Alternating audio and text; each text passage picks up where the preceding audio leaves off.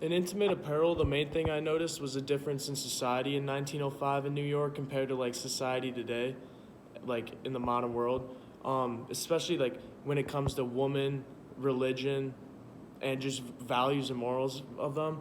This is shown that like Miss Van Buren and Esther discuss if it's socially acceptable for a woman to be single, and George asked Esther to marry him over a letter, and was so eager to marry and envies the girls that come through and get married.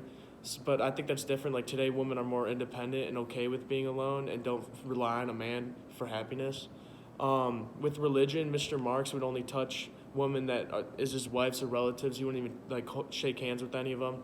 He's marrying a woman he never met before, and he wears black to show his devotion to God.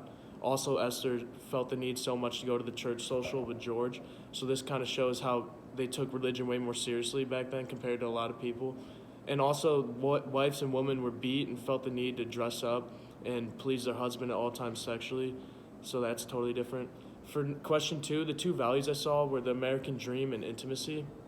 The American dream, what the play kind of suggested about this value was that it's unattainable for its characters. People laugh at Esther and like tell her to stop dreaming when she wants to open a beauty shop. Miss Van Buren dream is being the perfect wife, and she has to try to dress up to please her husband for attention, yet still doesn't get it. So the play's kind of suggesting that the American dream is unattainable. And the second value, intimacy, is shown through the female characters talk about their sexual relationships and how with men physical intimacy is like in no relation to emotional intimacy. Um, my Mayim and Miss Van Buren are both sexually active, but both are really detached from their relationships. And Esther has an obsession with getting married and need for intimacy and attention. So intimacy is a main value within the play. For question three, I quoted Miss Van Buren. She said, "I've spent a fortune on feathers in every matter of accounterment." I had to look up accounterment, and I found out it means additional items of dress or equipment. And this kind of ties in with the value of intimacy, how, as I talked before, Miss Van Buren felt the need to dress up for her husband and buy all these new sexual outfits and equipment. Number four, I think this play reinforces stereotypes of African Americans because the last scene ended with the photograph, unidentified Negro seamstress. It said unidentified Negro couple with their wedding, George's and his wife. And Miami had to be a sex worker to make a living.